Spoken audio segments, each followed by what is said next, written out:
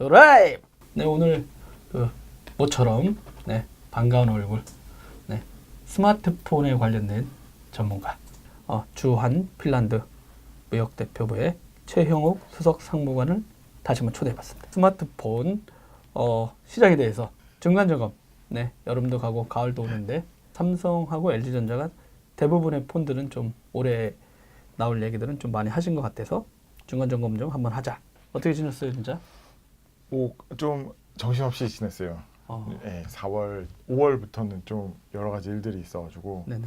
그러면 일단 빨리빨리 해야 되니까 올해 스마트폰 상반기 시장 만약 키워드로 이렇게 최 수석 상무관이 이렇게 꼽는다면 어떤 게 있어요? 일단 시장으로만 놓고 보면은 단연 그냥 중국인 것 같아요. 중국 네. 제조회사들의 중국 천하? 중국 부각? 스마트폰 회사들의 부각이 아무래도 이제 가장 큰 키워드라고 할 수 있을 것 같고요. 네. 삼성이랑 애플은 이미 작년에 나왔는데 네. 삼성만 놓고 봤을 때는 이제 안정화. 근데 효용성이 없는 안정화라는 생각이 좀 안정화가 뭐예요? 올해 이제 지금 얼마 전에 나온 노트 9이나 아니면 상반기에 나왔던 S9을 보면 작년에 모델들이랑 이제 디자인이 똑같잖아요. 네네. 거의 이제 유사하게 나왔고 안에 구조나 이런 부분들도 보면 큰 변화가 사실 없거든요. 제가 9 플러스를 샀거든요. 네. 사람들이 미쳤냐?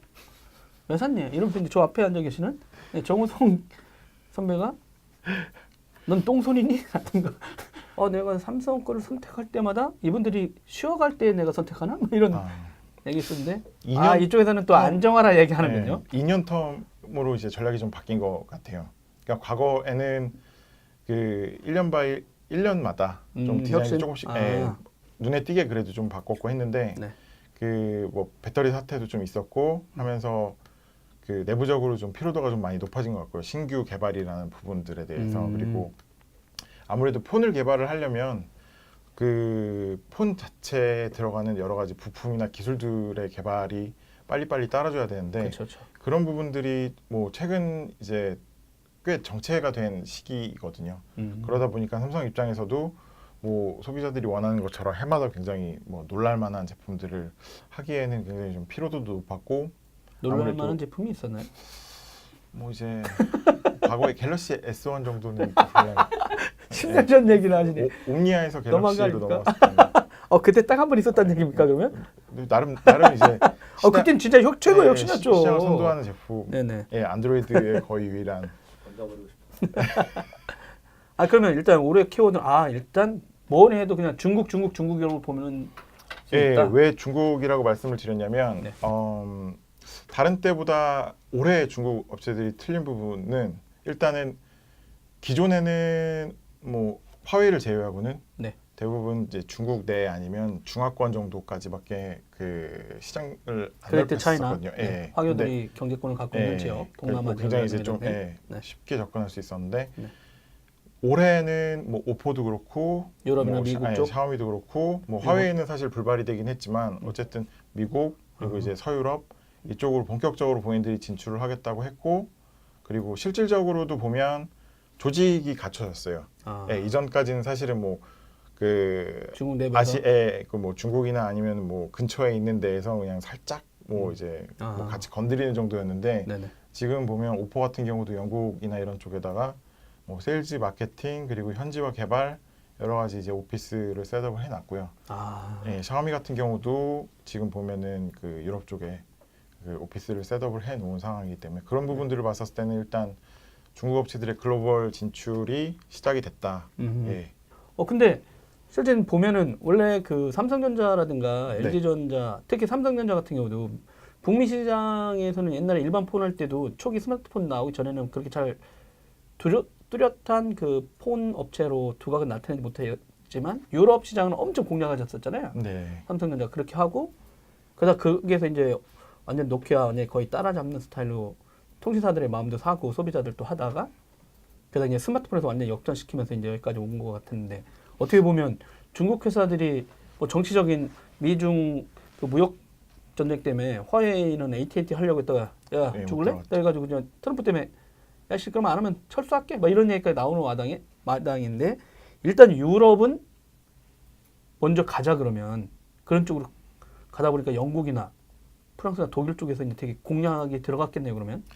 일단은 과거 대비해서 시장 상황이 바뀐 게 그 우리나라나 미국 같은 경우는 사업자 의존도가 굉장히 높은 시장이거든요. 그 대부분이 사업자가 연결이 돼 있어서 단말을 파는 구조의 시장이고, 유럽 같은 경우는 과거에도 그렇고 이제 오픈마켓이라고 하는데 소비자들이 단말을 직접 구매를 해서 통신사를 개통해다 주세요. 본인이 이제 심을 갖다가 꽂아가지고 쓰는 그 시장 자체가 계속 커지고 있거든요. 그러니까 그 마켓이 뭐 작은 나라가 50% 정도 되고 뭐 큰 나라 같은 경우는 70% 이상 되기 때문에 중국 업체들 입장에서는 사업자 눈치를 좀 덜 볼 수 있고요. 그리고 규제, 그러니까 어떻게 보면은 미국처럼 들어가려고 할 때 뭔가를 다 이제 해줘야 되는 그런 것보다는 현재 본인들이 중국에서 제품을 만들고 팔았던 걸 거의 그대로 들고 들어갈 수 있기 때문에 좀 손쉽게 들어갈 수 있죠. 그러니까 유럽 쪽에 맞는 마케팅 전략이나 현지화 전략만 잘 세우면 사실 미국이나 한국보다는 들어오기가 좀 더 용이한 시장이기 때문에 먼저 시작이 된 게 아닌가. 진짜 3년 만에 그냥 완전히 판을 확실한 시장 리더로 온 것만도. 근데 그때도 사람들이 저 뭐야? 라고 했잖아요. 중국 시장을 왜 저 사람들 자꾸 얘기해? 했는데 이제 불과 3년 만에. 그때 당시는 특히나 그때는 이제 또 오포비보라는 회사는 잘 거의 모를 때였고요. 뭐 샤오미나 화웨이 같은 경우는 뭐 이름이 워낙 유명하니까 이제 뭐 좀 알려지긴 했었는데, 사실 내부에 있었을 때는 2008년부터 계속 이제 들여다봤었고 12년, 13년 때부터는 뭐 그 당시 나왔던 제품이 훌륭하지는 않았었는데, 그때 보면 어쨌든 잠재력이나 여러 가지 이제 갖춰져 있는 중국 내 그 제조 생태계 이런 부분들이 있었기 때문에 뭐 계속 워닝은 했었죠. 근데 이제 뭐 쉽지는 않죠. 막는다는 것 자체가 그렇게 쉬운 일은 아닌데 생각보다 신경을 좀 덜 썼던 것 같아요. 이렇게까지 올라오게 된 거는. 그 사이에 이제 한국 업체 하나는 사라지고, 한국 업체 LG전자는 존재감이 너무 많이 줄어들었고, 근데 며칠 전에 또 뭐 고급폰 엄청 비싼 거 나와가지고 제가 그 보도자를 받았거든요. 네네. 이분들은 지금 어느 세상에 살고 있나 이런 생각이 들었는데, 진짜 안타까움을 넘어 여의도에서 단두대를 놓고 나서 그렇지 않으면 이분들 정신을 못 차릴 것 같은데. 죄송합니다. 근데 정훈이님이 질문을 올리셨어요. 갤럭시 9의 가격이 아이폰 X보다 비싼 이유가 뭘까요? 그리고 해외에서는 반값에 파는 걸 왜 국내에서는 아무 혜택이 없을까요? 어떻게 생각하세요? 이 고가도 그 하나의 부분은 회사마다의 전략인 것 같아요. 아이폰 X 작년에 이제 나왔고 제가 한 방송사에 가서 왜 아이폰 X가 이렇게 비싸냐고 질문을 받았었을 때 말씀드렸던 내용은 애플이 전략을 이제 바꾼 것 같다. 확실히 그러니까 기존에도 보면 플래그십이라는 부분이 있었는데 그 위에 단계 프리미엄 플래그십이라는 부분들을 하나를 이제 좀 더 확실하게 가져가고. 물건 안 팔렸잖아. 뭐 X는 그래도 나름 이제 성적을 거뒀고 어떻게 보면 수익성 부분을 훨씬 더 어떻게 보면 중점을 둔 제품이죠. 그렇죠. 그것 때문에 뭐 미국 천조국에서 뭐 가장 먼저 1조 그 달성했던 것처럼. 그리고 어차피 애플 입장에서도 밑에 부분들에 대한 제품의 가격 경쟁력은 가져가야 될 수밖에 없거든요. 향후에 이제 뭐 그렇죠. 그분들은 기능을 빼거나 뭐 하면서 계속 저가품도 대응을 해왔어요. 그런 부분들을 봤었을 때는 이제 정확하게 나누는 투 트랙이 필요했었고, 삼성 입장에서는 내부적으로 볼 때는 일단은 S 시리즈나 노트 시리즈 같은 경우는 아이폰의 그 최상위 플래그십에 항상 이제 그 비견이 되는 그 세그이기 때문에 가격을 낮춘다라는 거는 사실 있을 수가 없겠죠. 그리고 굳이 뭐 안 낮춰도 된다 이렇게 바라보는 거 아닐까요? 그쵸. 뭐 굳이 낮출 이유가 사실 크게 없죠. 왜냐하면 뭐 아직까지는 삼성이 생각할 때 애플을 제외하고는 다른 경쟁자 제품들이 본인들의 그 세그 내에 들어와 있다라고 생각하지는 않기 때문에 일단 굳이 낮출 필요는 없는데, 뭐 최근 들어서는 어쨌든 화웨이 같은 경우가 계속 이제 치고 올라오고 있고, 그러니까 본인들도 어쨌든 ASP, 그러니까 단말당 평균 가격 자체를 계속 올리고 있는 상황이고, 뭐 중국의 다른 업체들도 똑같은 상황이기 때문에 그런 부분이 삼성한테는 조금 이후에는 좀 치명적이지 않을까 싶어요. 왜냐하면 같은 안드로이드 계열이기 때문에 소비자들 입장에서는 결국에는 뭐 그 중에 하나를 선택을 할 수 있는데, 애플 같은 경우는 뭐 어쨌든 10년 동안 본인들의 생태계를 구축을 했고 그 제품을 사는 그 팬층이라고 얘기를 많이 하는데, 이제 그 제품을 사는 사람들이 꾸준히 써왔던 것들이 있기 때문에 고정 수요가 있거든요. 그런 부분이 어떻게 보면은 이후엔 좀 더 또 차이가 나지 않을까 싶기는 합니다. 진짜 그 고급폰 시장 나와가지고 이제 따라가기만 해도 뭐 애플 따라 했어요라고 하면 뭐 쉽게 갈 수 있는 전략이니까 굳이 그러면서 이제 선택지도 저도 모르고 이렇게 샀잖아요. 그 아무래도 이제 국내나 미국 같은 경우는 통신사랑 껴서 할부 프로그램을 많이 이제 할 수 있는 부분들도 많이 있고 그리고 뭐 앞전에 이제 얘기하셨던 것처럼 1+1이라는 부분이 사실 정확하게 들여다보면 24개월 약정을 걸었었을 때 24개월 동안 나머지 한 대 폰의 가격을 이제 페이백을 해주는 그런 이제 그 프로모션 중에 또 하나거든요. 그러니까 그런 부분들로 봤을 때는 미국이나 한국 같은 경우는 사실 삼성이 고가로 제품을 팔 때 크게 부담을 안 느끼는 어떻게 보면 시장이고 그리고 통신사들도 그거 내세웠었어요. 그리고 뭐 다른 부분들은 최근에 보면 뭐 이제 뭐 중고폰 50% 보장 뭐 이런 부분들도 있고 여러 가지 것들이 있기 때문에 뭐 아니면 이제 지금 뭐 중고폰 자체 시장이 이제 커지는 부분들이나 그러니까 그런 부분들이 있기 때문에 삼성 입장에서는 뭐 사실 단말 가격을 낮출 만한 큰 이유는 사실 지금은 없어 보이는 것 같아요. 오히려 이제 뭐 중국이나 이런 시장에서는 지금 단말 가격으로는 가격 경쟁력이 없는 건 분명하지만 그 기타 이제 그 외의 시장이 뭐 본인들이 충분한 수익원들이기 때문에 굳이 지금 그걸 낮춰서 본인들의 브랜드를 깎고 뭐 이럴 이유는 지금은 없어 보이는 것 같아요. 그럼 일단 이제 뭐 그 키워드는 일단 중국이고 계속 중국이었다 일단. 그리고 그들의 이제 해외 진출이 드디어 본격화되고 있다. 미국 시장은 북미 무역 전쟁 때문에 어떻게 될지 모르지만 일단 유럽 쪽에는 자연스럽게 나가고 있고 통신사들이 주도하는 시장보다는 소비자들이 휴대폰을 사서 통신사를 개통하는 구조이기 때문에 훨씬 진출하는 데도 용이하다 이렇게 듣는데 대표적인 예로 지금 이제 화웨이 같은 경우가 진짜 그 뭐 기린 API 써가지고 인공지능에 관련돼서 가장 먼저 신경만 칩도 넣었었잖아요. 전 삼성전자는 1년간 놀고 있더라고요. 올해 그냥 가고 그냥 퀄컴 칩 쓰면서 이 양반들은 뭐 인공지능 말만 한다고 하면서 반도체 회사가 그냥 놀고 있어. 내가 혁신이 이제 화웨이가 폰에서 이제 삼성전자가 갖고 있는 혁신 이미지, 그러니까 애플이 설정해놨던 그거를 완전히 안드로이드에서 화웨이가 많이 따라잡잖아요. 카메라도 그렇고 뭐 앞으로도 이제 인공지능 칩도 우리가 먼저 넣었다. 그게 잘 되든 안 되든 간에 계속해서 고급폰 쪽으로 이미지로 계속 올라오고 있고 심지어 이제 카메라 3개 넣겠다 막 이런 얘기도 나오고.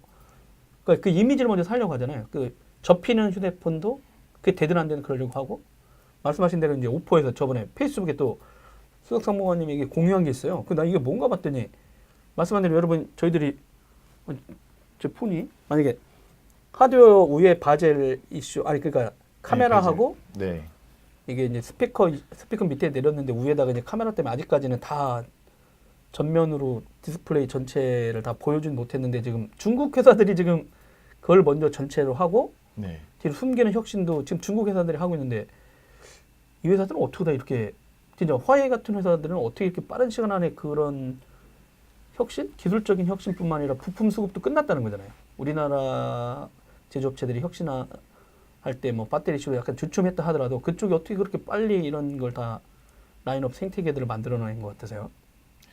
일단 화웨이 같은 경우는 그 인공지능 쪽 관련해서는 이미 그 아너 매직이라는 제품이 2010 아마 5년으로 제가 기억을 하는데 그때 이제 나가면서 인공지능이라는 부분을 탑재를 해서 테스트를 이제 중국 내에서 일단 한번 해봤고요.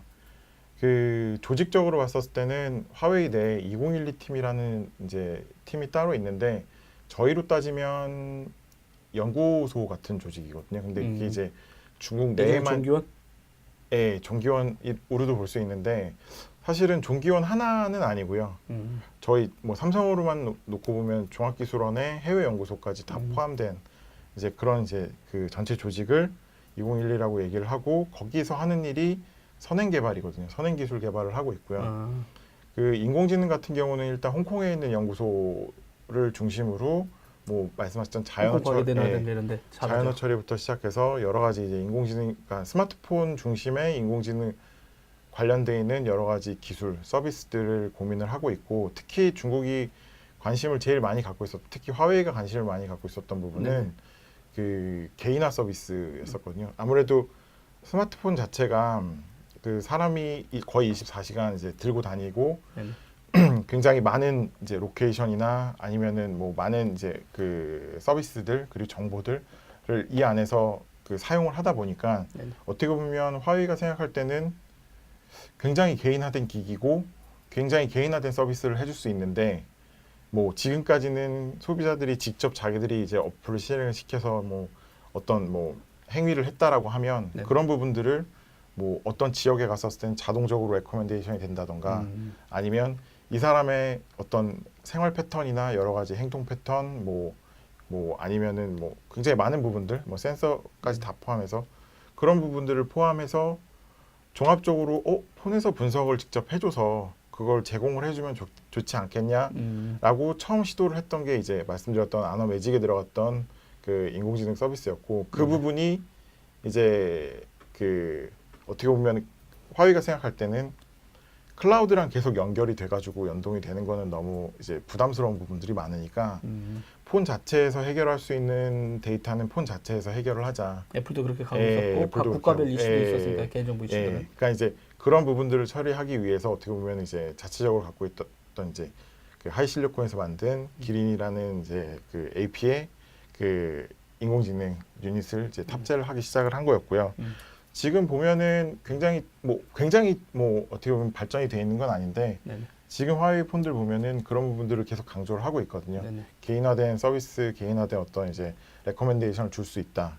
이런 부분들을 하고 있고 그 사진 관련해서는 굉장히 뭐 중국 업체들 입장에서는 디폴트로 얘기를 하는 것 같아요. 그냥 제일 기본적인 것 같아요. 그러니까 뭐 사진을 찍을 때 뭐 최적화된 뭐 어떻게 보면은 해상도 아니면 이제 그 어떻게 보면 필터를 맞춰준다 뭐 이런 부분들은 뭐 라이카하고도 조율하고 이미 뭐 그거는 굉장히 일반적인 부분이기 때문에 뭐 요번에 이제 노트 9에서 그런 부분들을 강조를 하긴 하셨는데 그건 조금 이제 너무 많이 떨어진 사실 보면 뭐 구글도 뭐 작년에 이미 얘기한 내용이었고요. 그런 부분들 봤었을 때는 아쉬운 부분이 있죠. 그리고 사실 내부적으로도 하고 있거든요. 엑시노스에서 인공지능 유닛이 탑재된 그 AP를 지금 만들고 있고 뭐 예상하기로는 S10에 탑재가 될 걸로 예상은 하고 있는데 뭐 여러 가지 이슈가 있는 것 같아요. 내부적으로 아까 말씀드렸던 것처럼. 왜냐면 실제 여러분 제가 인공지능 다른 쪽도 취재하다가 들은 내용들이 있어요. 원래 되게 삼성전자 그 종교원에서 엄청나게 혁신적인 인공지능 파트 연구하는 기술 선행연구로 날렸대요 몇 년 전에. 진짜로. 그래서 뭐 되게 특이한 IBM, 스탠포드 대학 뭐 누가 이거를 이렇게 해낼 수 있냐. 근데 선행 연구가 필요한 부분이 하나가 있잖아요. 돈이 많이 들어가니까. 근데 또 돈 들어간 거 싫어하는 분들이 또 있으니까. 야, 저거 뭐야 하고 날렸더니 날린 지 1년도 안 돼가지고 갑자기 이런 시장이 다 뜨니까. 나왔죠. 그치. 그러니까 이런 거지. 하다못해 구글에서도 칩셋 설계, GPU 설계해서 냈으니까. 그러니까 이제 왜냐면 좀 그런 것 같아요. 메모리 쪽이 너무 잘 되니까 시스템 쪽에다가 계속 투자해도 되는데 삼성의 장점이 이 천하 삼분지계라고 맨날 하잖아요. 이렇게 사업부별로 나눠져 있는 게 어떤 때 장점이었는데 또 한편으로는 잘 되는 부서가 너무 잘 돼. 그러다 보니까 누가 의사결정자가 야 그래도 시스템으로 앞으로 계속 가야 되니까 저쪽에 많은 번 돈의 몇 %를 계속 인력을 투자해. 이렇게 해서 했으면 분명히 이렇게 쭉 또 준비도 하시거나 아니면 야 빨리 사. 다른 인텔이나 나머지 업체들처럼 야 인수합병 빨리 해. 이렇게 하면 됐을 텐데 약간 그런 대응은 좀 전국에 휩싸인 것도 없잖아 있고 근데 그 전에 패착한 것도 있다 보니까 사업부별로도 분명히 이슈는 있고요. 뭐 그건 이제 내부적인 사정이니까 근데 아무래도 뭐 중국 업체들 그러니까 특히 이제 화웨이를 보면은 삼성이랑 굉장히 구조적으로 비슷한데 화웨이하고 비교했었을 때는 좀 이제 그 시장에 반응하는 속도가 늦은 편이다. 최근에 삼성을 봤었을 때는 이제 그런 부분들이 그 소비자 접점에 있는 제품에서도 뭐 최근엔 드러나고 있다. 이게 어떻게 보면은 경쟁력에서 좀 이제 밀리는 그런 이제 분위기를 만드는 것 같고요. 네. 제가 이번에 뭐 잠깐 이제 삼성전자 얘기 나왔으니까 노트 9이 나왔는데 제가 혁신은 없었다. 미친 가격만 있을 뿐. 딱 이렇게 올렸더니 또 임목 그 요즘 애널 역할 하는 것 같은데 전 기자죠. 혁신적인 게 딱 하나 있다. 딱 하나. 좀 이따 알려주겠다 하더니 포트나이트다 이랬는데 사실 여러분들이 그 행사를 봤는지 모르겠지만 그 고사장님이 막 발표할 때 별로 사람들이 뜨미지근해요. 그런데 갑자기 포트나이트 들어간다니까 사람들이 우와 하는 게 보여. 그 사람들이 그러니까 나도 그렇긴 했었는데 그러다 바로 제가 전화했거든요. 그 게임 회사한테. 근데 네. 봤더니 그 게임 회사는 한국에서 기자간담회를 했더라고요. 도지사님은 요즘 보도자료 안 받나요? 그러니까 제가 취재를 안 했어요. 그래가지고 하다가 그 어떻게 된 거냐 했더니 이 회사는 원래 오픈마켓을 했다. 우리는 구글 플레이를 한 게 아니고 또 스팀도 쓰지 않는다. 그러니까 우리가 직접 서비스를 런칭하고 서비스를 다 하고 있다. 그러다 보니까 이제 삼성전자의 게임 런처라고 별도 이제 게임을 런칭하는 그 서비스가 있잖아요. 거기에 먼저 간다 했더니 또 삼성도 단순히 포트나이트 말고라도 되게 다양한 게임 회사들을 얘기했고 네. 뭐 또 이어져 나오는 거긴 하지만 음악 서비스를 갑자기 스포티파이를 갑자기 네. 뭐 자기네 음악 스피커 산발이 나온 거 뭐 상감청자 아니 그 뭐죠? 그게 뭐 빗살무늬 통이라고 누가 농담 나왔겠는데 그 산발이 디자인 음악 스피커에도 같이 넣고 하면서 음악 서비스도 제공하겠다. 그러니까 자기네가 일단 구글 때문에 당한 구글 뮤직 이렇게 오면 진작에 하지 무릅쓰고. 근데 그렇게 해서 좀 약간 컨텐츠 쪽 협력을 통해서 이 고급 폰의 기능들을 부각시키려는 전략을 갖고 있었잖아요. 네. 보시기에 이런 독자적인 약간 이제 하이엔드 게임을 처리하는 디바이스에 대한 어떤 고급스러움을 강조하기도 했는데 보시기에도 그런 시장이 있어요? 사실 이 부분은 조금 애매한 부분이 좀 있는 것 같아요. 그러니까 포트나잇을 그 베타 서비스를 이제 삼성에서 먼저 냈다. 프로모션적으로는 분명히 어떻게 보면 관심을 받을 만한 부분이긴 하거든요. 근데 이제 소비자 입장에서는 그쵸, 굳이 베타 서비스를 100만 원이 넘는 돈을 주면서 한 달 먼저 쓰겠다고 이제 하겠냐.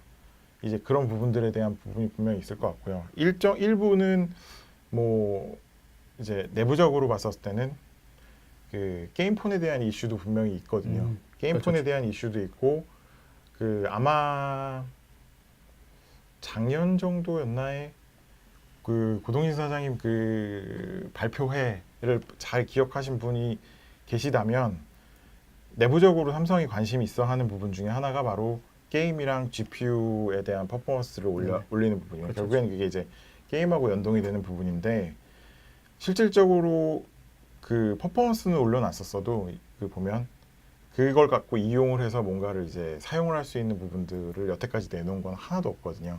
하드웨어적으로는 했지만 실질적으로는 컨텐츠 업체들과 뭔가의 긴밀한 협력 없었는데 오히려 보면 이번에 뭐 4-5개 쏟아졌거든요. 네. 그러니까 이제 그런 부분들을 어떻게 보면은 거의 1년 가까이 이제 작업을 해서 이제 얘기를 한 거고 다른 한편으로는 또 어떤 측면이 있냐면 일단은 뭐 아주 직접적으로 제가 봤었을 때 관련은 없는 것 같은데 중국 시장을 들여다보면 최근에 가장 이슈되는 부분 중에 하나가 게임폰이거든요. 모바일 게임 시장 자체가 굉장히 커지고 그 모바일 게임을 하기 위한 하이 퍼포먼스 폰에 대한 수요가 굉장히 늘고 있는 상황인데 삼성은 지금까지 이제 다른 업체들 같은 경우는 게임 전용 폰, 뭐 샤오미 같은 경우도 블랙샤크를 냈던 것처럼 준비를 하고 있었는데 삼성은 그런 부분들이 전혀 관심이 없었거든요. 그러니까 내부적으로 판단할 때는 오히려 하이엔드 시장에 있었음에도 불구하고 내부적으로 판단할 때는 그냥 기존에 나가는 플래그십을 게임폰으로도 포지셔닝을 하는 게 어떻겠냐라는 의견도 있다라고 들었기 때문에 아무래도 뭐 노트 이번에 나온 건 또 대화면이고 램 사양도 6기가 8기가가 들어가 있으니까 그런 쪽으로 어떻게 보면 또 홍보를 하기 위해서 이제 그 제품 포지셔닝을 한 게 아닌가 싶고요.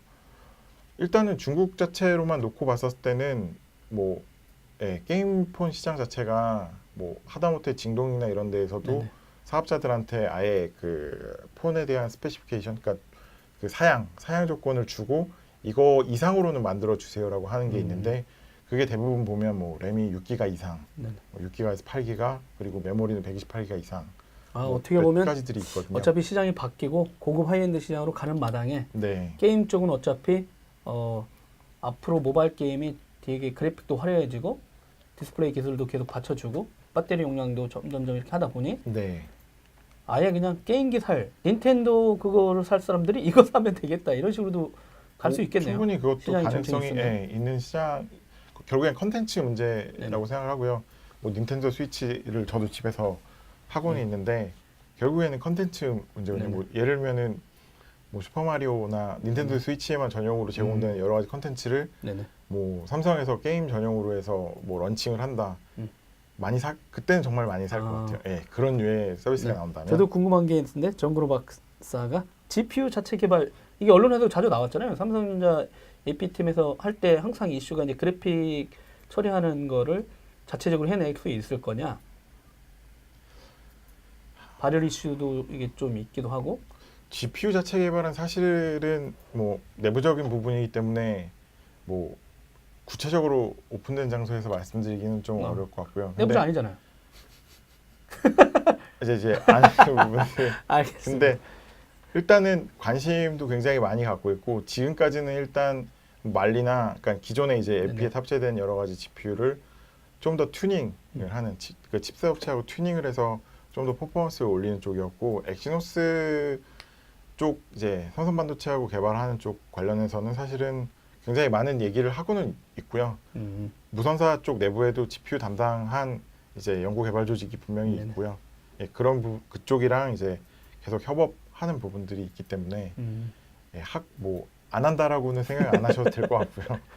진짜 말씀드린 이러다가 삼성전자 2년 단위로 홀수는 보내고 짝수로 사자 이런 얘기가 잘못하면 나올지도 모르겠네. 뭐 그렇잖아요. 이렇게 지금 보면은 아니 듣다 보면은 뭐 배터리 이슈가 물론 그 이슈는 아니었다고 알고 있지만 일단 배터리 이슈를 한번 살짝 미끄러지셨다가 그러니까 당황하신 거잖아요. 그러다가 갑자기 이제 나이는 야 쉬어가자 막 거의 이 분위기 아니야. 아니 사용자들도 가격은 엄청 높아졌는데 팔하고 뭐가 달라졌냐 이런 얘기가 있었고 그러니까 저도 그냥 여러분들한테 그렇게 얘기했지만 인공지능 관련된 아니 관심이 많이 있어서 그래요. 왜냐면 이제 아이폰 X도 나오고 반도체 팀도 뭐 했는데 왜 삼성전자가 신경망 칩에 대해서 이렇게 별로 생각을 안 하는 건지 왜 자체적인 걸 준비 안 하셨나 이런 얘기 하다 보니까 노트에서 뭔가 나오나 봤더니 그냥 퀄컴 거가 그냥 퀄컴도 자체 칩은 아니에요. 자기네 있는 것 같고 뭐 약간 다른 스타일로 뭔가 미디어 스타일로 처리하려고 하는 것 같은데 그래도 우린 가능하다 하는데 제가 볼 때 그건 가능하지 않는 이슈거든요. 아무리 병렬 처리 이슈가 있지만 그럼 분명히 언젠간 그쪽도 신경망 칩 준비하면 뭔가 얘기를 하겠죠. 그러다 보니까 그럼 내년에가 하드웨어적인 혁신과 준비는 10 쪽에 쏠리지 않나? 그런 이슈가 있는 것 같아요. 그러니까 내부적으로 생각을 할 때는 그러니까 항상 보면 뭐 유런 칩과 이제 신경망 칩과 인공지능 칩 유닛이 들어가 있는 칩셋을 쓴다. 근데 과연 얘를 갖고 어떤 서비스를 줄 수 있냐라는 이제 내부적인 질문을 했었을 때 왜 내부적으로 물어? 고객들한테 물어야지. 그러니까 그거에 대한 본인들이 어떻게 보면 스스로 답을 못하면 고객들한테 정당화시키기가 굉장히 구글 거 어렵거든요. 쓰면 다 알아요. 그러니까 이제 애플 거 쓰면 다 알아. 뭘 자기가 안 해서 물어봐.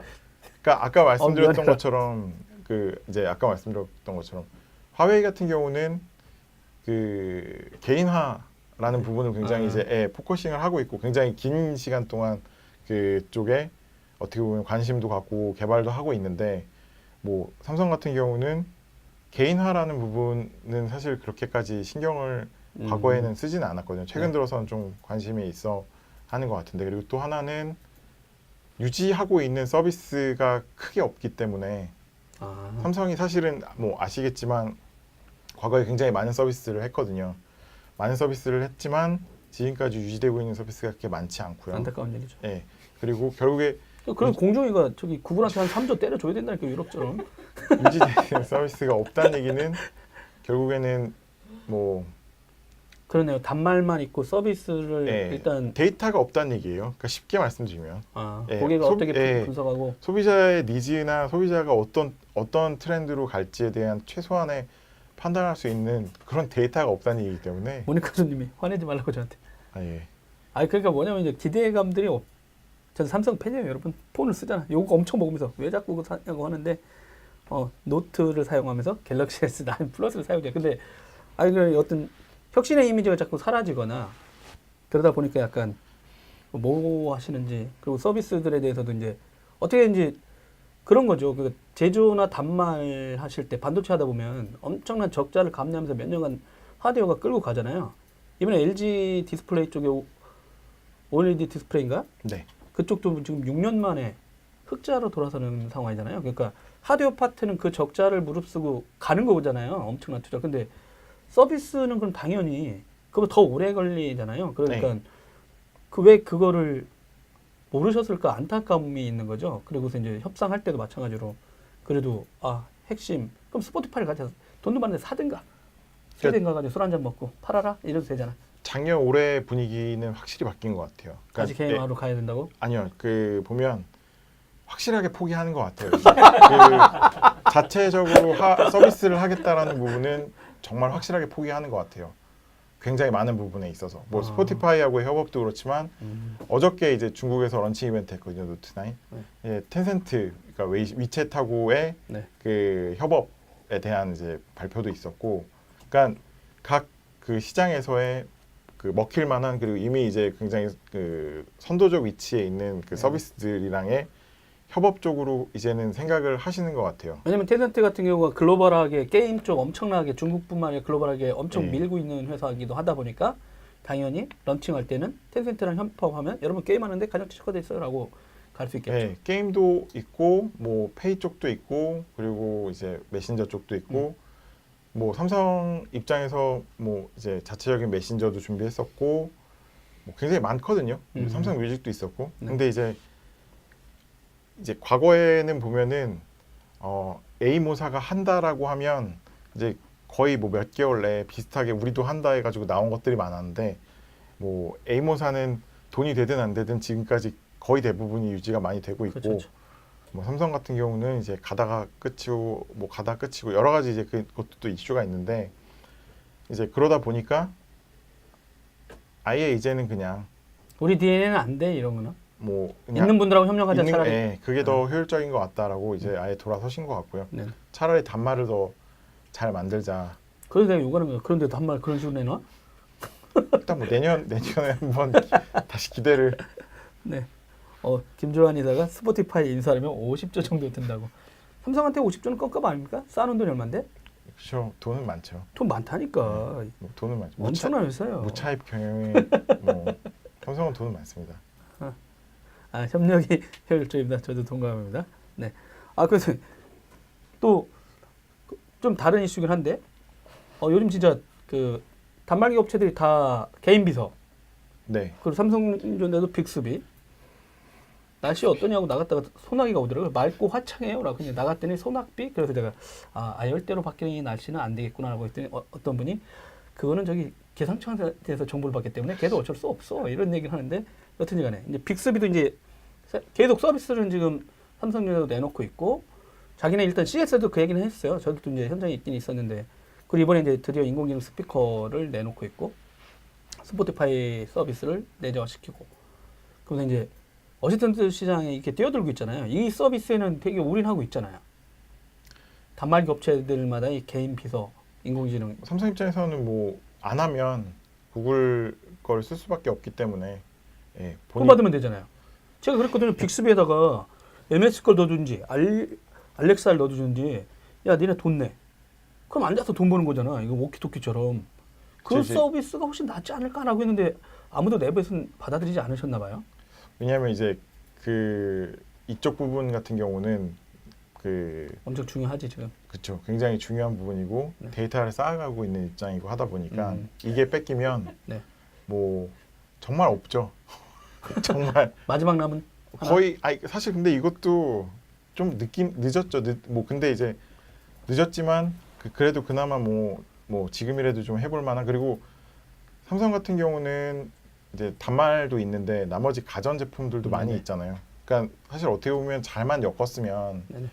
훨씬 잘 만들어진 그 생태계, 네네. 뭐 인공지능 생태계, 홈 서비스 이런 부분들을 만들 수 있었음에도 불구하고 뭐 최근에서야 사실 이게 이제 나오고 있는 상황이니까 뭐 안타깝죠, 그것도. 그러니까 이 대목에서도 계속 그러니까 늦었지만 포기하지 말았으면 하는 거예요. 포기하지는 않을 것 같아요. 뭐 예를 들면 그럴 수는 있을 것 같아요.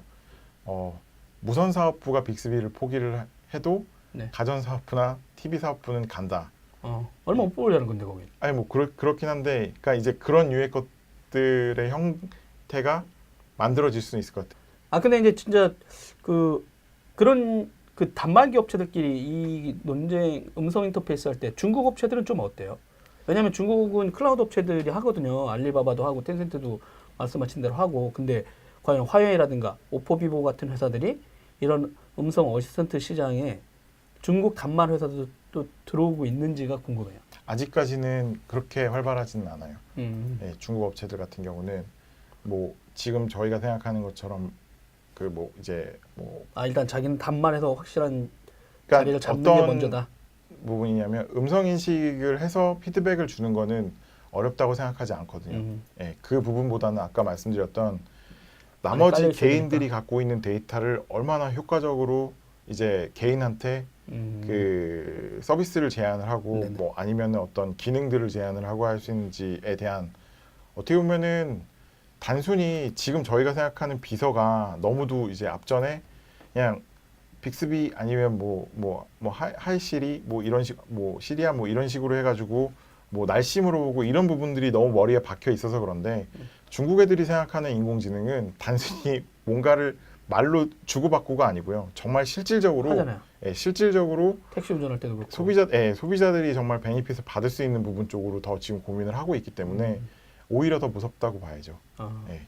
근데 중국은 알리클라우드라든가 이런 쪽에서 워낙 하고 있고 네. 그래도 내일 저희가 또 다른 클라우드 방송에서 얘기를 하긴 하겠지만 어저께 미국에서 그게 발표됐어요.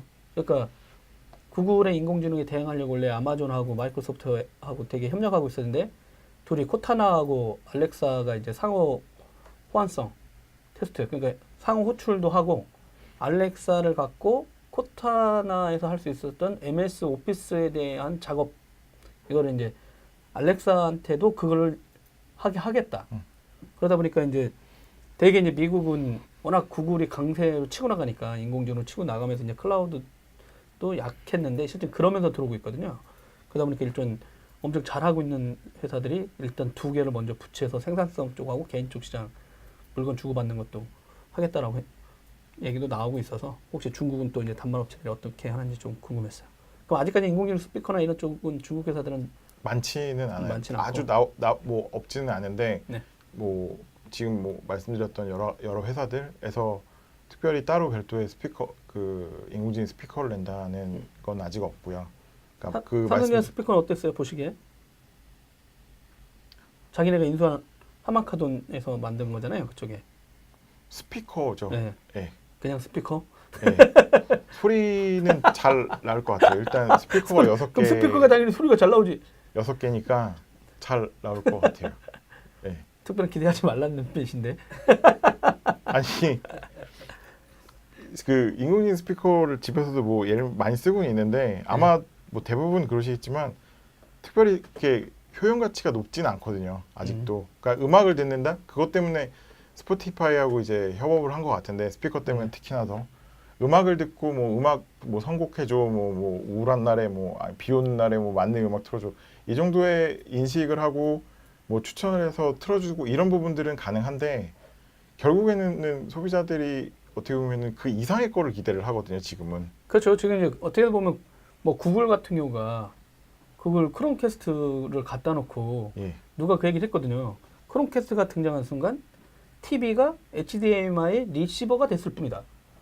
그리고 거기에다가 이제 구글 홈 갖고 그쵸. 스피커하고 그다음에 옛날 것들 다 붙여버리면 오히려 홈 네트워킹을 다 장악하려고 했던 삼성이나 LG나 나머지 통신사들이 뭐 했던 건 한 방에 쓱 하고 구글이 근데 크롬캐스트 플러스 이런 음성인식 비서 구글 홈 이렇게 나왔을 때 여기가 허브가 되는 거 아니에요? 그 허브 싸움이었잖아요. 근데 네. 정작 디바이스는 하나도 안 만들었는데 그런 거 하고 이거 딱 해놓은 구글이 여기서 또 확실하게 또 가정 홈 허브를 장악하는 거 아니야? 이런 얘기들이 나오니까 이제 과연 삼성이 CES에서 발표했던 내용이나 LG전자도 마찬가지고 네. 같이 하긴 하는데 가전제품이라든가 이런 업체들이 과연 해낼 수 있을까? 이런 게 궁금했어요. 결국에는 그쪽 이제 부분은 그 가전제품 회사들이 얼마나 본인들 거를 오픈을 이제 상대방한테 해주느냐의 싸움일 것 같거든요. 삼성 거 같은 경우는 이번에 뭐 발표할 때도 얘기했던 것처럼 삼성 자체적인 제품군 내에서는 뭐 가능하다. 예, 그리고 지금 뭐 요새 보면 선전에도 나오거든요. 뭐 패밀리 모드로 바꿔줘, 그러면서 밥 같이 먹고 막 이런 뜨겁더라고요. 예, 뭐 이런 것들이 나오는데, 그러니까 뭐 사실 그런 부분들이 어려운 건 아니거든요. 음성 인식 명령 몇 개 넣어놓고 그거에 맞춰서 각각의 모드들을 이제 바꾸게끔만 해주면 되는 거기 때문에 똑똑 치면서 예, 뭐 어려운 게 그런 부분들은 어려운 게 아닌데 결국에는 근데 각 집안을 들여다봤었을 때 뭐 삼성 제품만 그냥 몽땅 다 있고 네. LG만 몽땅 다 있고 이런 집은 사실 거의 없거든요. 네네. 결국에 다 교차돼 있고 뭐 하다못해 뭐 외국 제품들도 이렇기 때문에 뭐 아무리 홈허브라고 들여다놔도 얘가 컨트롤을 할 수 있는 부분은 결국에 한정돼 있을 수밖에 없다. 네네. 예, 그 부분이 어떻게 보면은 아직까지는 그 홈허브라는 애의 한계라고 예, 볼 수밖에 없고요. 어떻게 그 부분 때문에 이제 11월 달에 삼성에서 빅스비 뭐 관련해서 그 개발자 컨퍼런스 하고 네. 샌프란시스코에서 11월에 개발자인 거 하죠. SDK하고 API 이제 공개를 하겠다고 했는데 사실 그 얘기는 이미 4월에 제가 4월 아니구나. CS 2월에 나왔을 때도 들었어요, 약간 2월에. 그 얘기는 있었어요. 네. 왜냐면 이제 삼성을 일단 독자적으로 한번 가겠습니다. 이런 얘기를 계속 했고 빅스비 어떻게 했는지 자기네가 1년에 쏟아내는 디바이스 종류가 장난이 아니다. 그러니까 아니, 저희도 그거 보니까 그래 그냥 괜히 주눅 들지 말고 그냥 가보긴 해라 이런 얘기 했었고 이제 LG전자는 없으니까 네. 안에서 하시긴 하지만 인공지능 쪽 하긴 하지만 이쪽은 일단 시장에서 가장 강력한 플레이어들 아마존하고도 협력했고 이미 근데 올해 CES에서는 이제 구글 쪽하고 발표됐지만 실제 내부에서는 또 아마존 클라우드 엄청 써요. AWS 발표장에 삼성 분들 요즘 안 나오고 LG전자 분들이 나와. 그래서 얘기를 해. 그러다 보니까 저분들은 구글하고 친한 줄 알았더니 또 클라우드 인프라는 또 AWS 쓰시네? 막 이렇게도 하고 근데 여기는 또 되게 다양한 현실적인 방안을 하겠다라고 하는 게 있었다 보니까 뭐 LG전자는 일단 다양하게 협력하겠다. 열린 LG. 네. 근데 삼성은 아직까지 이건 핵심이니까 우리가 일단 갔다가 나중에 열어두지 않는다라고 생각하시는 것 같아요. 일단. 삼성 같은 경우는 들어오라는 입장인 것 같아요. 지금은 이제 그 부분은 분명해진 것 같고요. 네. 예, 본인들 생태계 내로 이제 개발자들도 그렇고 다른 이제 IoT나 아니면은 이제 가전 회사들도 이제 들어와라라는 입장이기 때문에 지금 미국에 있는 사람들은 알렉사하고 지금 구글홈 쓰는데 거기를 들어라고 뭐 어떻게 하라는 거야? 그러니까 이제 그게 관건인 거죠. 상호 성공을 할 수 있는 성공을 할지 말지에 대한 1.0 1.0 때도 사실 뭐 그 빅스비를 선전하면서 가장 큰 장점이라고 하는 게 음성으로 폰에 있는 다양한 어플리케이션을 컨트롤할 수 있다였잖아요. 뭐 예를 들면 뭐 이 상태에서 뭐 카카오톡을 열어가지고 누구한테 뭐 문자를 보내는데 어떤 사진을 붙여서 뭐 보낸다든가 이런 부분들을 손 하나 안 대고 이제 할 수 있다라는 게 컨셉이었는데 결국에 그때도 말씀드렸지만 그걸 성공을 시키려면 어플리케이션을 개발하는 개발사들이 본인들 걸 다 열어줘야 되거든요. 근데 과연 그게 이제 삼성이 생각하는 것처럼 쉬운 일인가? 그건 좀 더 지켜봐야 되지 않을까. 네. 네. 5G 얘기를 잠깐 해보시죠. 네. 5G들이 나오면 단말 가격이 더 높아질까요? 5G가 나오면 아무래도 초기 단말 가격은 지금하고 비슷하던가 좀 더 높아질 것 같아요. 네, 부품 가격 자체가 지금 이제 다운되어 있는 상황은 아니기 때문에 그리고 아까 이제 어떤 분이 네. 뭐 말씀하셨는데 S10에는 탑재가 안 되고요. 예, 분명한 건 이제 아마 5G 제품이 나오면 S10이나 뭐 노트 10, 뭐 내년에 이제 뭐 명칭이 아마도 그렇게 나오겠지만 그 제품을 제외한 다른 제품으로 나올 가능성이 가장 크고요. 별도 단말로? 네. 5G는 네. 시장이 별로 없으니까. 그쵸. 일단은 그걸 가지고 쓸 이제 전 세계 통신사라든가 아직 그 표준도 망 자체가 깔려 있지 않은 부분들도 있고 또 다른 문제는 5G 제품을 구현을 하려면 지금 스마트폰 사이즈로는 구현이 좀 어렵고요. 훨씬 더 커져요. 네. 왜냐하면 지금 이 단말에 들어가 있는 거는 4G까지의 안테나 부분이 들어가 있는데 5G가 들어가게 되면 5G를 지원하는 이제 안테나의 트랜시버나 이런 부분들이 별도 부품이 또 들어가야 되거든요. 그리고 이제 5G는 아무래도 주파수 대역이 높다 보니까 어떻게 보면 5G 때 나오는 단말은 스마트폰이라고 보다는 진짜 멀티 디바이스 개념이 강력한 컴퓨팅 기능이 들어갔다고 보는 게 낫겠네요. 차라리. 그래픽 카드도 그럴 거고 어차피 영상 트래픽도 영상이 메인 주가 될 거고 말씀하신 대로 지금 하이엔드 게임 처리하느라고 계속 가고 있는 와중에 그러면 아예 그냥 말은 스마트폰인데 어떻게 보면 엄청난 개인 게임 기면서 멀티미디어 아무래도 그 부분은 단말 회사보다는 아무래도 컨텐츠 회사 쪽 이슈가 좀 더 크긴 한데 멀티미디어 쪽 관련돼 있는 부분들이 지금보다 훨씬 더 각광을 받을 부분 분명히 맞고요. 그럼 마지막 질문입니다. 이번에 실제는 구글 I/O 하면서 네. 구글이 이제 뭐 새로운 단말 픽셀 같은 거에 대해서 새로운 제품을 내놓지는 않았잖아요. 네. 근데 운영체제에 대해서는 되게 이제 인공지능 이슈를 되게 강조한 내용을 많이 했고, 얼마 전에 이제 기자들한테도 이제 글로벌하게 릴리즈 블로그를 통해서 이제 릴리즈 얘기했고, 그다음에 이제 이달 말에 8월 20일경에 나올 거 아니냐 이런 얘기들이 나왔었는데, 오히려 그때 이제 최욱 상무관도 진짜 안드로이드 P에 대해서 진짜 주목할 필요가 있다, 더 중요하다 지금. 근데 많은 분들이 이제 운영체제가 이제 아니 단말도 10년 되니까 예전에 막 이거 뭐야 하고 다 저도 외우다가 요즘은 업그레이드 해주면 그냥 고마울 뿐이고. 그렇죠. 애플하고 좀 다른 것 같아요. 안드로이드 형 해주면 그냥 고마울 뿐이야. 막 이런 생각이 들어요. 애플은 계속해서 하는 범위가 되게 넓긴 한데, 이번에 P 쪽에는 진짜 AI 이슈가 되게 많은데 왜 이 P 시리즈 파이 더 주목해야 되는지 좀 간단히 말씀해 주세요. 기존의 안드로이드가 갖고 있는 여러 가지 이제 무거운 문제들, 그런 부분들을 좀 이제 해소를 하려고 했던 일단 버전이고요. 그런 부분 때문에 일단 P 자체가 갖고 있는 퍼포먼스가 이제 향상이 되는 거. 그렇죠. 예. 근데 그거보다 일단 더 훨씬 중요한 부분은 뭐 P 차이가 그 구글 I 때도 얘기했지만 인공지능 부분이 생활화돼 있는, 그걸 지원을 하겠다는. 결국에는 아까 똑같이 개인화거든요, 이것도. 그러니까 구글도 생각하고 있는 게 본인들의 안드로이드 OS를 통해서, 그리고 안드로이드 OS에 탑재되어 있는 여러 가지 서비스들이 결국에는 각각의 소비자들의 여러 가지 행동 패턴이나 뭐 생활상 이런 부분들을 인식을 할 수 있다는 부분이 있기 때문에, 그걸 통해서 좀 더 나은 서비스, 좀 더 좋은 어떻게 보면은 뭐 그 서비스들 이런 부분들을 제안을 해줄 수 있다라는 부분이기 때문에, 사실 기존의 거하고는 좀 이제 많이 달라지는 한 단계 많이 업그레이드된 제품이라고 보여지고요. 문제는 뭐 구글 노트 같은 경우는 아직까지 뭐 업그레이드 이 계획이 없기 때문에 아마 내년 정도 되지 않을까 싶기는 하지만, 근데 나오는 시점이 애매하다. 삼성 입장에서 보면. 사실 예전 같은 경우는 보면 이 정도의 발표면 미리 받아서 P를 탑재한 첫 번째 제품입니다라는 부분을 이제 조행을 했었거든요. 그게 근데 그리고 어차피 지네가 직접 하니까 이제 구글은 그럴 필요가 없어졌나 보죠. 뭐 그런 부분도 있지만 관계 부분이 좀 더 이제 중국 회사들하고. 아무래도 이제 삼성하고의 관계가 과거 대비해서는 좀 이제 구글이 좀 소원해진 그런 부분들이 있기 때문에 빼먹을 만큼 다 빼먹었다 이거죠. 그렇죠.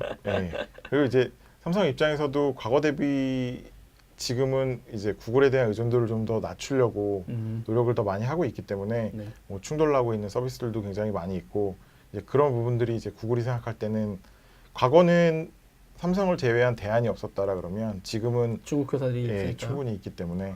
그리고 또 이제 구글 입장에서 보면 이제 지금 검열 문제, 순답 피차이가 그 구글 공산당이 원하는 검색을 해주겠다고 하면서 지금 준비 중이거든요. 어차피 다시 중국에 들어가면 뭐 중국 시장에서는 뭐 중국 회사들 지금 잘하고 있는 회사들하고 구글 서비스가 다 들어갈 수 있다 이렇게 생각하니까 아마 뭐 저장은 애플처럼 당신네들 데이터 센터에다 해줄게 이럴 수도 있죠. 직접 클라우드 안 해도 되니까. 그러다 보면 엄청 큰 파트너가 중국 시장에, 그러니까 자기네 가지 못했던 강력한 시장이 생긴다고 보면 그리고 나서 다른 데 진출해도, 유럽에 진출해도 협력을 할 테니까 구글 서비스는. 그러니까 말씀하신 대안이 엄청나게 잘 된 것 같습니다. 안타까운 일이죠. 근데 이제 그게 있었어요. 저기 순답 피차이가 얘기하면서 그 영국 회사 그 AI 회사 알파고 할 때 인도했던 회사 있잖아요. 그 회사가 인공지능을 배터리 최적화로 들어갔었더라고요. 근데 원래 그거 데이터 센터에도 먼저 적용했었어요. 그다음에 약간 구글 내부에서 미국에 있는 인공지능 팀들이 하는 일과 이름이 갑자기 왜 그 사람 딥마인드. 딥마인드들 걸 이제 강력한 분인데, 이 사람들이 이제 항상 배터리 이슈가 가장 강력하니까 사용자들한테는, 그러면서 계속 그거를 돌린 것 같아요. 몇 년 동안 지금 픽셀도 만들어 놓고 하면서. 그러면서 인공지능을 여기다 적어놔가지고 다른 회사들보다 훨씬 더 동일한 배터리 용량임에도 더 강력하게 애플리케이션들을 보면서 더 활용할 수 있게 하는 거 보고, 야 여기 두 개 다 갖고 있구나. 그러니까 이게 결국에는 적용하는 말씀드린 게 범위도. 그 개인화라는 부분이, 그러니까 소비자가, 그러니까 배터리 세이브 같은 경우도 소비자가 그 폰을 사용을 할 때 많이 쓰는 부분이 있고 적게 그렇죠. 쓰는 부분이 있고, 이제 뭐 어떤 조도 환경이나 이런 부분에서 화면을 좀 더 밝게 해야 되고 뭐 낮춰야 되고 이런 부분들이 네. 있거든요. 지금까지는 뭐 설정이라든가 센서를 이렇게 달아서 하는, 했는데 그것 갖고도 어떻게 보면은 그 낭비되는 배터리들이 많다라고 판단을 한 거고, 이번에 이제 그 P에는 네. 딥마인드에서 만든 그 어댑티브 네. 배터리가 이제 들어가는 거고요. 그 부분이 어떻게 보면은 내부에 탑재되어 있는 인공지능이라고 보시면 되겠죠. 네네. 예, 그런 그 하나하나의 것들이 결국에는 이후에는 그 소비자들이 이 스마트폰을 뭐 사용하고 어디를 가고 하는 여러 가지 것들에 대한 데이터를 결국에 게더링을 해서 그렇죠. 좀 더 나은 이제 생활 그 음. 상태나 아니면은 뭐 서비스나 이런 부분들을 제공을 하겠다라는 게 구글의 뭐 궁극적인 목적이기 때문에 네. 굉장히 사실 어떻게 보면은 중요한 시작이라고 보여지는 예, 음. 그 버전입니다. 근데 의외로 역으로 보면 구글은 그러다가 발목 잡힐 수 있어요. 왜냐면 데이터 주권 이슈하고 유럽하고 이제 진짜 그 예. 이슈가 있거든요. 그러니까 애플의 접근법은 어차피 여기다 떨구잖아요, 폰에다가. 지금 화웨이도 접근법으로는 애플을 따라가는 것 같긴 하고, 근데 구글은 일단 다 넣고 자기네 클라우드 쪽으로 다 가져가는 구조인데, 일단 국내 클라우드 들어와 있지 않고, 유럽은 당연히 있긴 한데 나라별로 만약에 니네도 우리 센터에 들어와 있지 않으면 이거 못 가져간다, 이런 이슈들이 나올 수 있어요. 최근 분위기로 보면 전반적으로, 그러니까 IT 업체들이 요구했던 전반적인 데이터의 한쪽으로 자기네 데이터들의 집중화가 요즘 추세랑 안 맞아요. 아니, 옳고 그름의 문제가 아니라 요즘처럼 보호무역이 대두되고 서로 이렇게 막 긴밀하게 이렇게 무역 전쟁들이 이렇게 치러질 때 우리나라도 분명 그 얘기 할 거요. 야, 구글 너 데이터 센터에 없으면서 이 서비스 런칭하면 가져가는 거 너 안 돼. 라고 하면 결정하겠죠, 자기네가. 시장에 들어오려면 데이터 센터를 한국에다 져야 되고, 그러면 나라마다 져야 되는 이슈가 발생할지도 몰라요, 제가 볼 때는. 어떻게 될지 모르겠는데. 그러니까 그 데이터 이슈 관련해서가 결국에 일정 부분은 조금 이제 강화돼서 나왔던 게 5월에 시행된 이제 유럽에서 시행하고 GDPR? 있는 GDPR이고요. 사실 유럽 같은 경우는 그 다음번 그 부분을 이제 고민을 하고 있고, 물론 이제 우리나라도 얼마 전에 보니까 뭐 4차 산업혁명위원회에서 발표를 하긴 했는데 마이데이터라는 네. 부분이 이미 유럽에서는 꽤 긴 기간 동안 그 논의가 되고 있고, 그리고 말씀하셨던 것처럼 진행을 하는 부분들을 보면 그 기존에 이제 페이스북이나 구글이나 이런 이제 데이터를 다 갖고 있는 그 기득권 세력들을 과연 어떻게 그러면 얘네들을 설득을 하고 해서 내놓게 하느냐, 이런 부분들을 뭐 지금 이제 GDPR처럼 법률적으로 강제적으로 어떻게 보면 뭐 밀어붙이느냐, 아니면 그냥 타협을 해가지고 진행을 하느냐, 이런 부분들에 대한 고민도 굉장히 많이 하고 있어서 인도도 지금 똑같이 하겠다라고 얼마 전에 발표를 지금 해서. 그 인도 신흥 시장은 스마트폰 시장에서 어디가 있어요? 일단 신흥 시장에서 뭐 가장 유명한 거는 인도죠. 아무래도. 지금은? 예, 이머징 시장에서 제일 유명한 시장은 사이즈도 제일 크고요. 중국 다음으로 다른 시장 중에서 제일 크기 때문에 인도, 그리고 뭐 아프리카나 뭐 중남미 같은 시장, 동남아시아 같은 시장, 이런 시장이 이제 중남미 삼성이 워낙 잘하고 꽉 잡고 있고 있었잖아요. 네, 뭐 중남미 같은 경우는 과거에는 LG가 잘했다가 삼성이 이제 토탈 서비스로 다 하고 있고요. 인도 같은 경우는 뭐 이제 워낙 뉴스에 많이 나오고 있으니까. 다른 데 같은 경우는 뭐 아프리카 같은 경우도 뭐 중국 업체들이 굉장히 많이 있고, 삼성도 나름 거기서는 점유율이 높은 편이고요. 알겠습니다. 그리고 애플이 이제 다음 달? 예, 9월 9월에. 정도에 나오잖아요. 예. 애플은 좀 어떨까 하세요? 전작하고 비교해서 큰 변화는 없을 것 같고요. 아이폰 X가 워낙 또 미래형 네. 폰으로 나왔기 때문에 네. 더 이상 네. 기대감은 그렇게 있는 것 같지는 않죠. 네, 일단은 뭐 애플은 항상 보면 안정화돼 있지 않은 기술이나 부품을 쓰질 않기 때문에 예, 뭐 크게 이제 바뀔 것 같지는 않고요. 오히려 그 아까 말씀하셨던 이제 중국 업체들이 좀 더 이제 새롭고 이런 부분들, 그런 부분들을 이제 좀 더 많이 탑재를 할 것 같고요. 아무래도 물량이 작다 보니까 그런 부분들을 탑재를 해서 판매를 해도 중국 업체들 입장에서는 큰 부담은 없거든요. 애플은 사실 뭐 정말 이제 새로운 부품을 탑재를 해서 판매를 했었을 때는 항상 이제 SC 문제가 생겼기 때문에. 알겠습니다. 뭐 애플은 또 이제 뭐 지도 서비스라든가 미국에서 이제 거기도 이제 서비스 네. 최근에는 뭐 하나씩 계속. 예.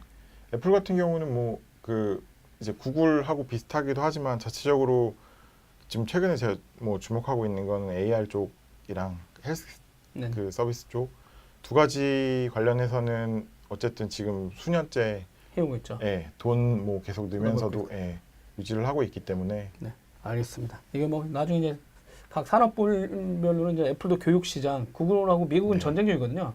헬스케어 시장에서도 그때 그 생태계 네. 만들겠다고 플랫폼도 내놨는데 그건 한국에 못 들어오니까 한국은 전혀 이슈도 안 되고 있고 하나하나가 되게 중요한 내용이었는데 그래도 대충 건들 건 건드려 봤네.